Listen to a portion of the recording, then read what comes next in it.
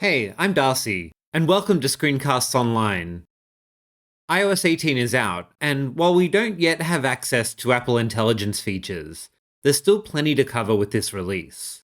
And today, I want to follow up with one on Apple's journaling app. For a full rundown on Journal, check out Mike's full video from earlier this year. He actually mentions features he feels are missing from the design, and, to my amusement, many have been added this time around. Journal should already be downloaded on your device, or if you've removed it, you can find it in the App Store. First up, let's look at quick actions. These can be found by holding a finger on the icon of the app until a pop-up window appears.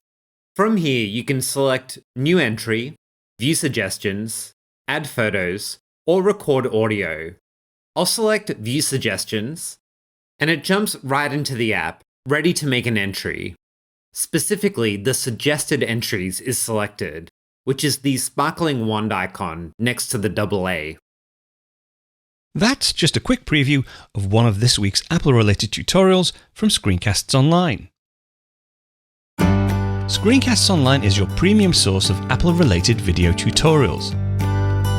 All of our members get access to brand new, up-to-date tutorials each week, as well as unlimited access to our entire video archive full of Mac and iOS related tutorials. You can stream and download all of our videos on your Mac, iPad and iPhone, and even your Apple TV using the members-only Screencasts Online Apple TV app.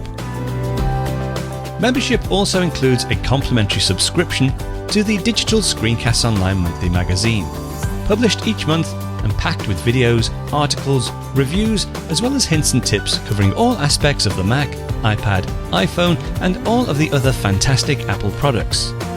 So, if you're ready to start getting the most out of your Apple devices, visit screencastsonline.com today and become a Screencasts Online member.